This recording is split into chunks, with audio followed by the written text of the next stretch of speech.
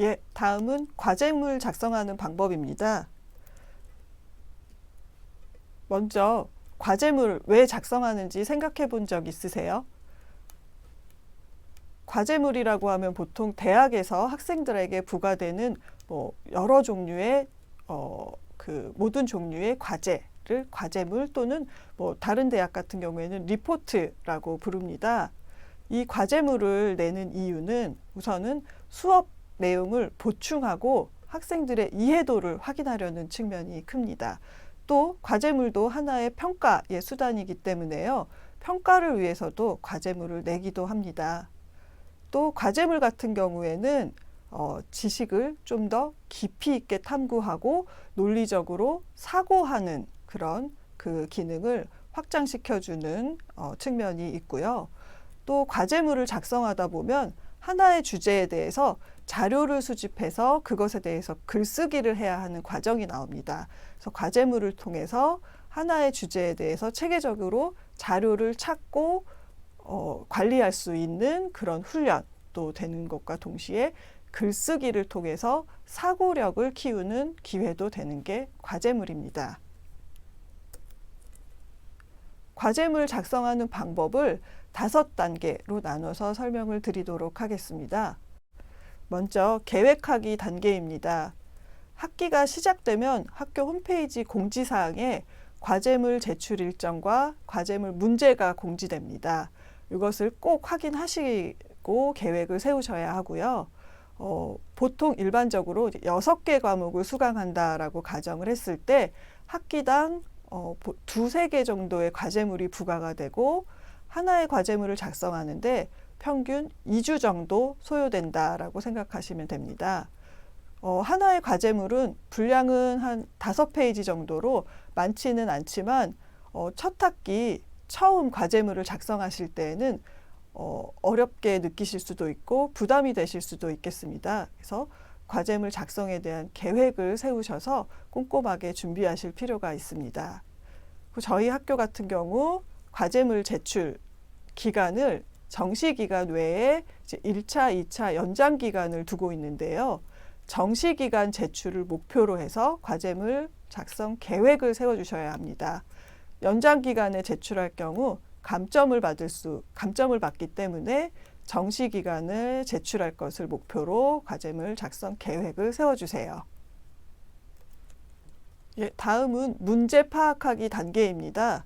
과제물 문제를 받으시면 문제를 여러 번 읽어보시고 출제자가 원하는 것이 무엇인지 문제의 의도가 무엇인지를 명확하게 파악하셔야 되는데요. 문제를 파악하실 때는 가장 먼저 무엇을 작성하도록 하고 있는지를 확인하셔야 됩니다.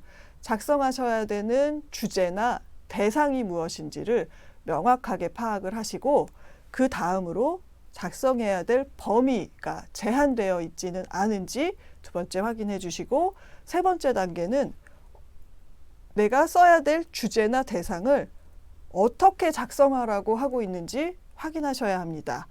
자, 예를 보고 한번 연습을 해보도록 하겠습니다.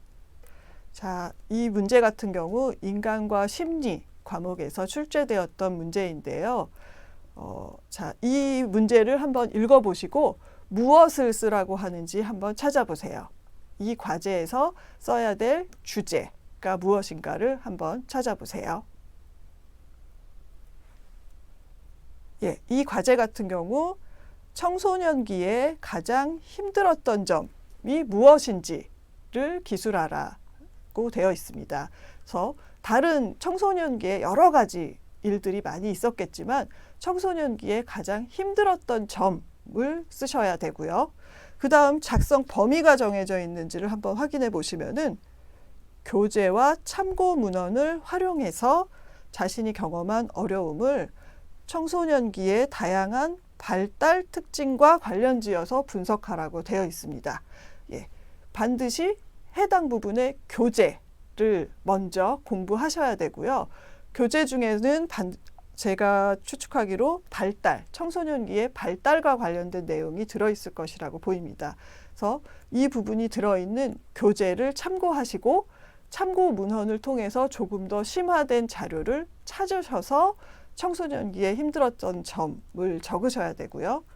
마지막으로 어떻게 작성하라고 되어 있습니까?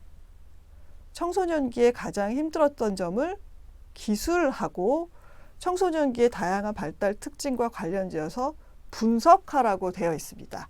그러니까 먼저 내가 청소년기에 힘들었던 점은 무엇이다 라는 점을 풀어서 설명을 하시고 그 다음에 청소년기에 어려웠던 점을 발달 특징들 몇 가지를 뽑으세요. 3가지 정도를 뽑으신 후에 이 발달 특징들을 조목조목 열거하시면서 청소년기에 힘들었던 점과 대조를 해가면서 이제 작성을 하시면 되겠습니다. 다음은 자료 수집하기 단계입니다. 완성도 높은 과제물을 작성하기 위해서는 자료 수집하는 절차가 반드시 필요합니다. 특히 대학 수준의 과제물을 작성하기 위해서는 출처가 분명한 신뢰할 수 있는 자료를 확보하는 것이 중요한데요. 이를 위해서 중앙도서관에 있는 자료들을 이용해 보세요. 중앙도서관에는 과제물 작성에 필요한 단행본들을 검색하고 대출할 수 있는 그런 기능이 있고요. 또한 다양한 학술 자료라든지 전자도서들을 원문으로 이용할 수가 있습니다.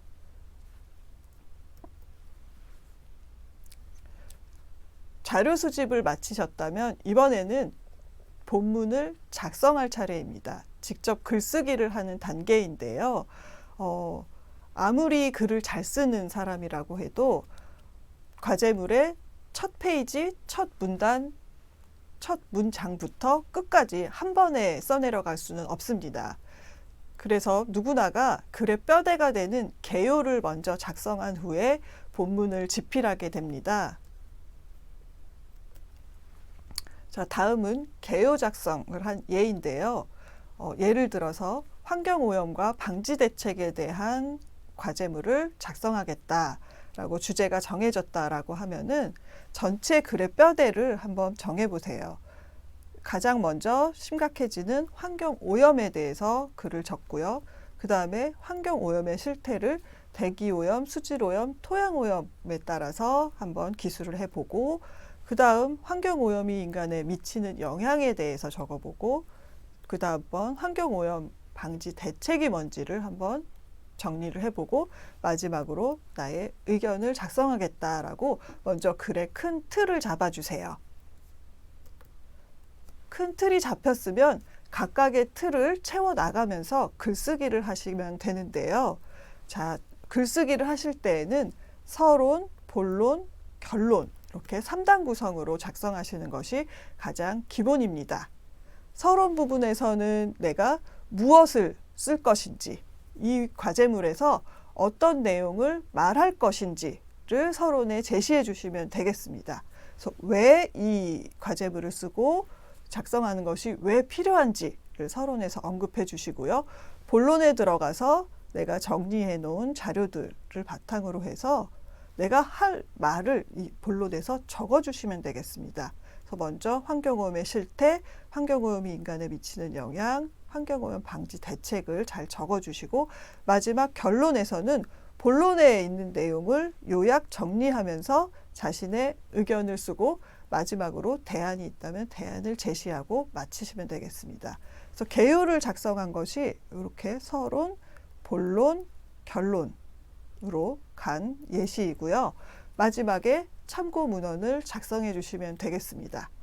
참고 문헌을 작성하는 방법은 전공에 따라서 학과에 따라서 조금씩 다르기 때문에 이 강의에서는 말씀드리지 않겠습니다.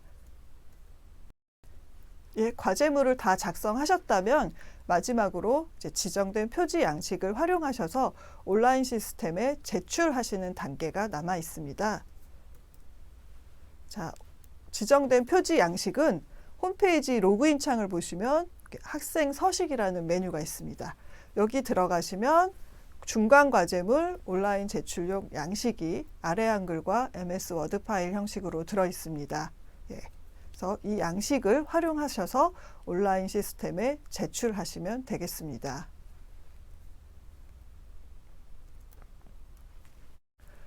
마지막으로 과제물 작성 시 유의해야 될 사항으로 표절에 대해서 말씀드리겠습니다. 표절이라고 하면 다른 사람이 쓴 글이나 아이디어를 그대로 가져와서 훔쳐서 쓰는 일을 말합니다. 학습 자료에 다양한 표절 사례를 정리해 넣었습니다.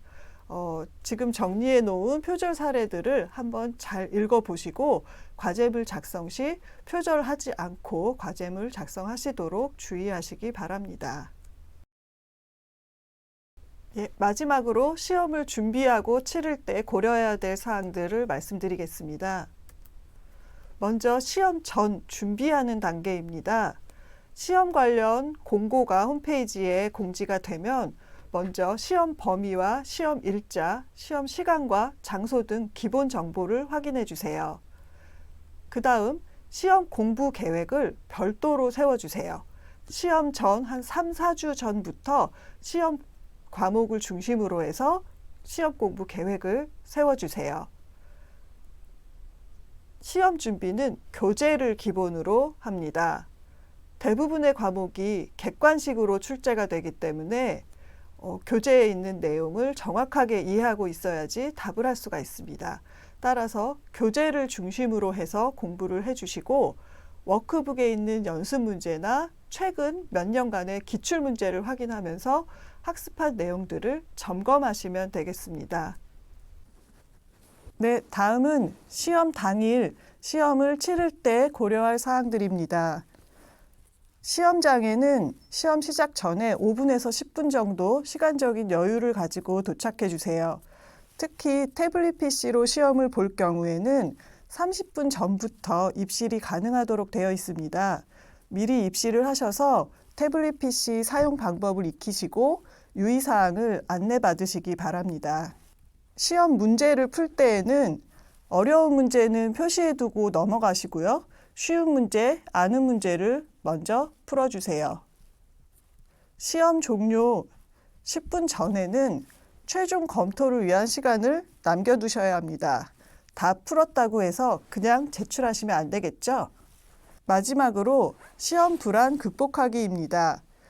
시험 전에 긴장이 되거나 떨리는 것은 누구에게나 있는 당연한 일입니다.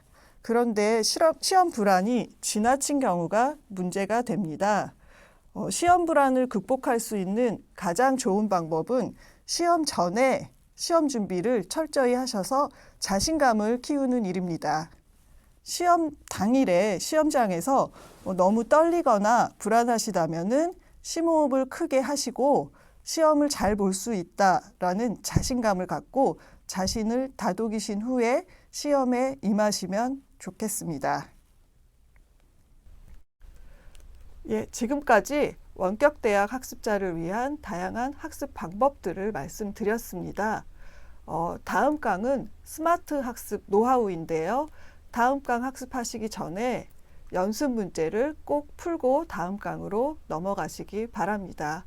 수고하셨습니다.